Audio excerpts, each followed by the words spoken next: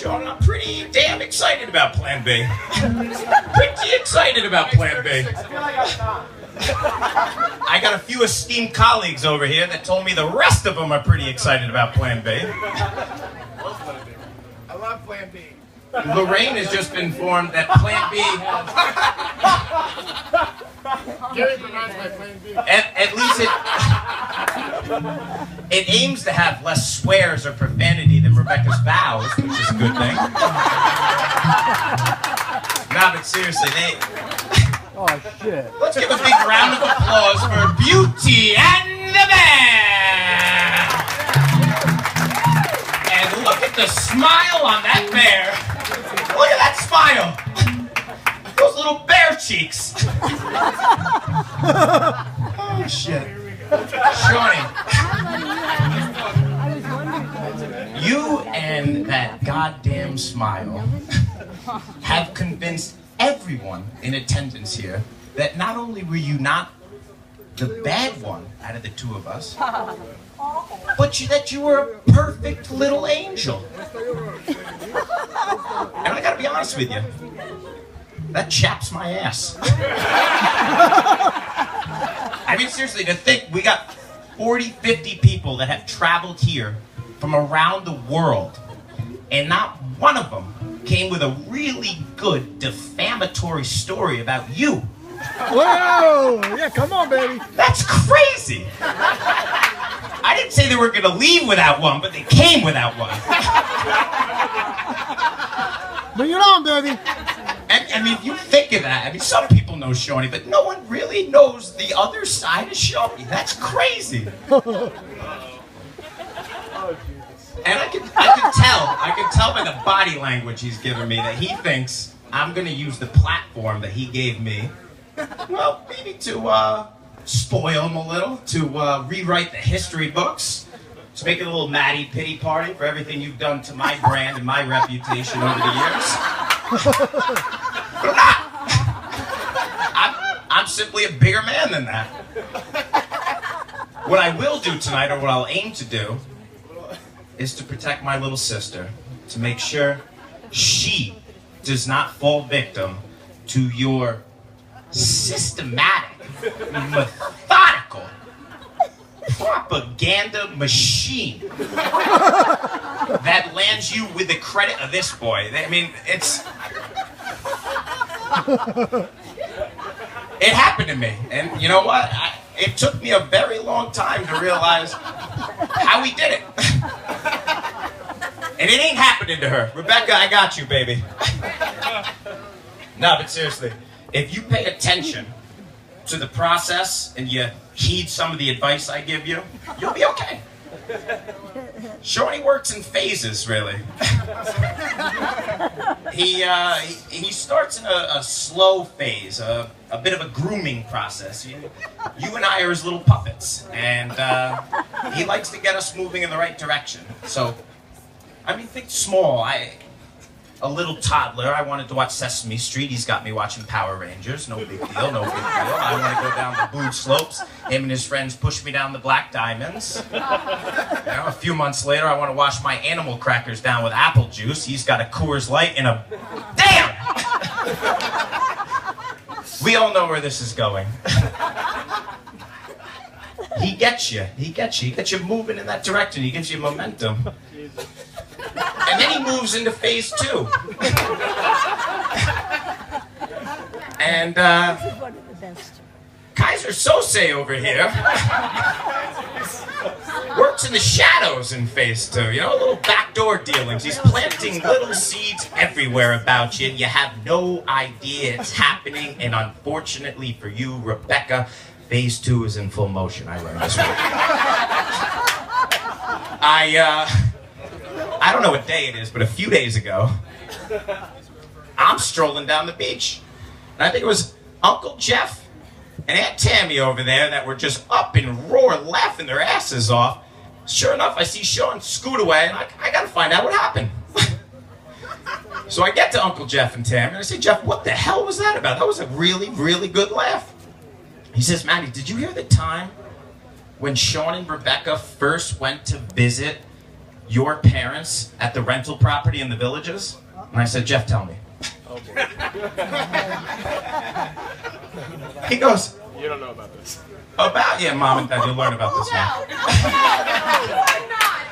No, Rebecca, I'm teaching you right now. I'm on your side, Rebecca. I think she's getting mixed signals right now. So Jeff can barely keep a straight face. And he says to me, she took the rental golf cart and drove it through the rental garage, right through the wall!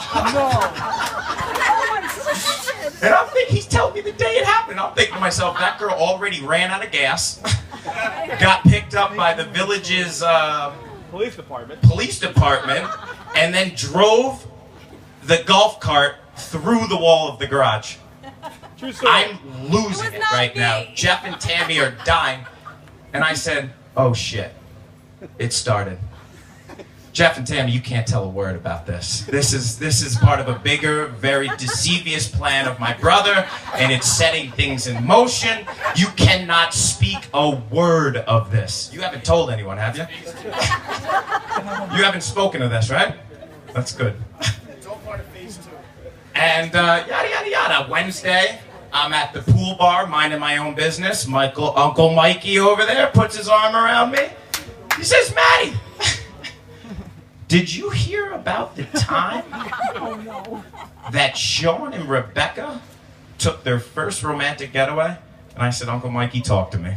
And I'm just going to step aside, a little side note over here. When two young individuals who live in a moving caravan with a dog take a romantic getaway, it's a motel. And not just any motel, a motel named after a number with a big sign in the parking lot. Super 8. So we're in the Super 8. And Mikey's like, she's setting the mood. She's setting the mood. She got the candles going. She got John Legend on. She got... She pours the champagne. She drops the champagne in the glass bucket. She draws the bath water. And I said, Mikey, I think I can see where this is going. How much bubble solution was she supposed to put in that bathtub? Mikey goes, that's your traditional bubble stuff. Half a tube, or half a cap. I said, Mikey, how much bubble solution did Rebecca actually throw in that tub? The full bottle. It was one of those set it and forget it ones, according to her. Sure enough. It wasn't working fast enough. It wasn't working. She pours the solution in, the water's going. It's a great time to walk Skolzy. Sean's outside on the phone. He's got that very, very, very happy look like he just sold a carton of vibrators. And he's got his beautiful newlywed in there to his thought. And he was just gonna walk into a beautiful scene. It was their first romantic time out of the house. And what does he find? What does he find? The bubbles have gone outside the meniscus of the tub. They've traveled above the plane of the sink. They attacked the ceiling and charged the bedroom. They, at this point, are now over the bed and pouring into the lobby. Oh, Uncle Mikey, that was hysterical.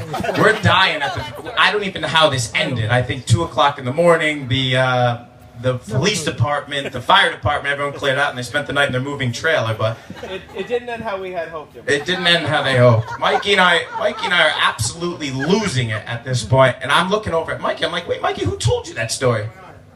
Did Sean tell you that story? Sure enough, phase 2 is in full motion.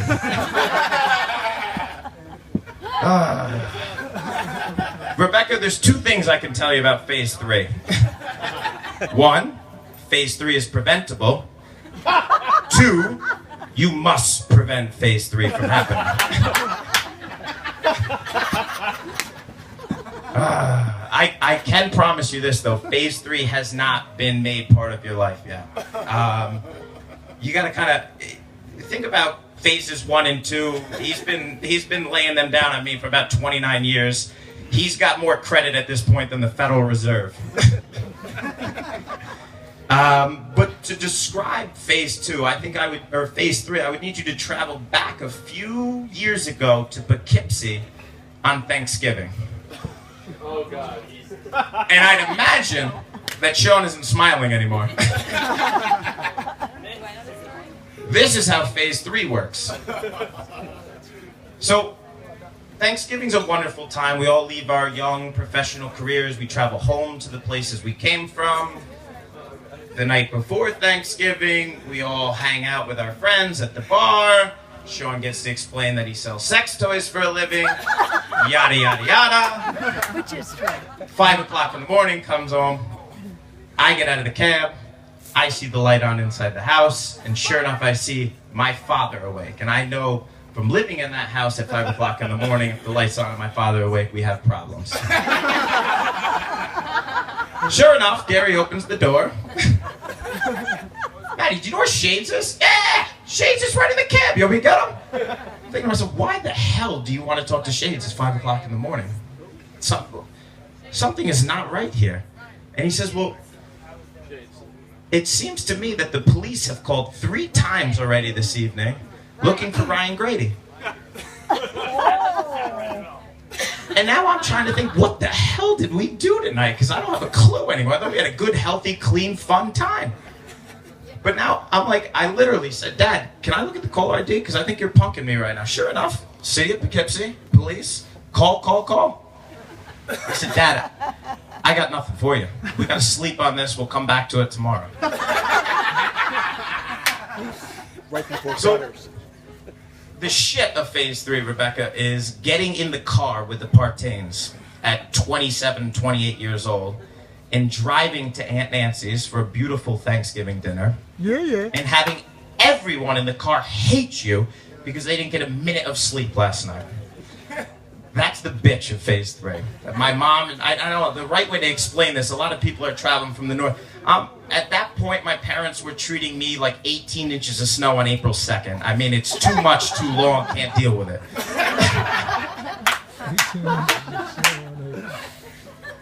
So we get in the car, we go there, everyone wants to kill me, and I still have no clue what happened. 3 days go by. My parents have the same 8-inch, man, it's like 27 inches of snow. It's April 7th, and it's still too much. Ugh. Until the police reports, the emergency response report, and the surveillance come back. Then we got a little more situational awareness of what happened that night.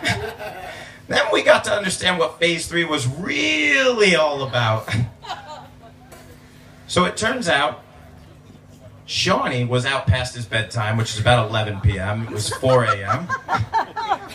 And the people per square mile in Poughkeepsie was a little over capacity that night, and cabs weren't free-flowing, were they, Sean?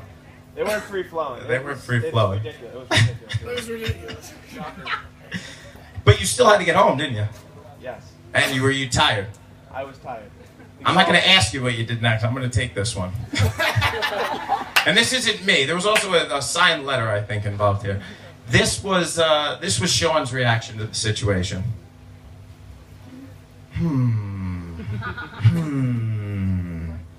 Well, that ambulance over there certainly makes a living out of taking places from A to B.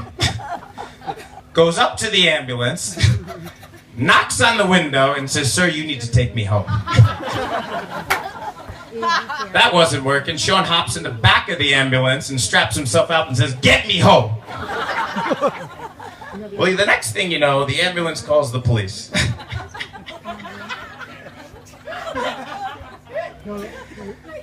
We've passed on the ambulance and now we're at the police. The police come up. Sean doesn't even bother talking to them. He didn't like their uniform or something. Hops in the back of what he saw as a yellow New York City cab and said, "Where do I swipe 198, please?"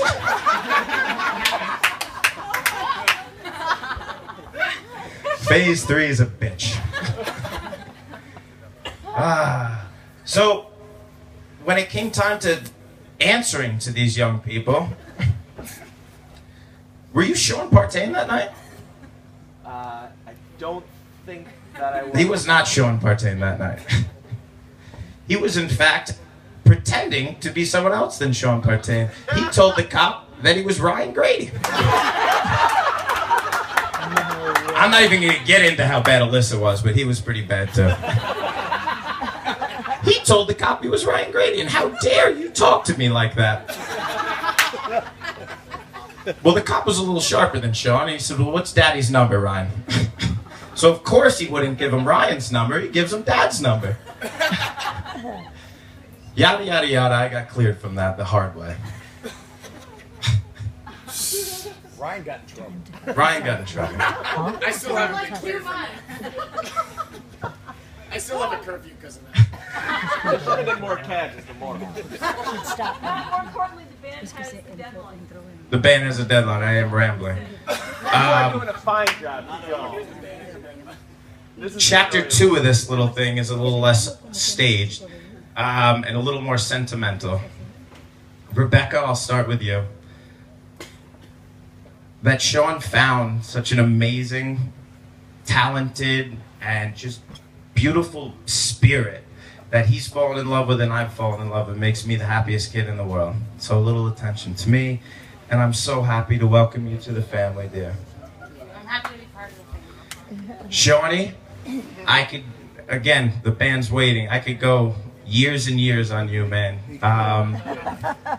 You're the greatest thing that ever happened to the world.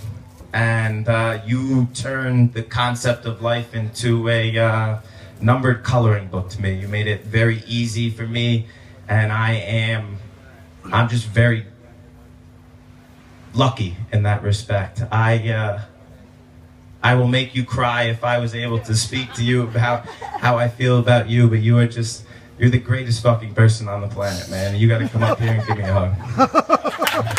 I love you, man.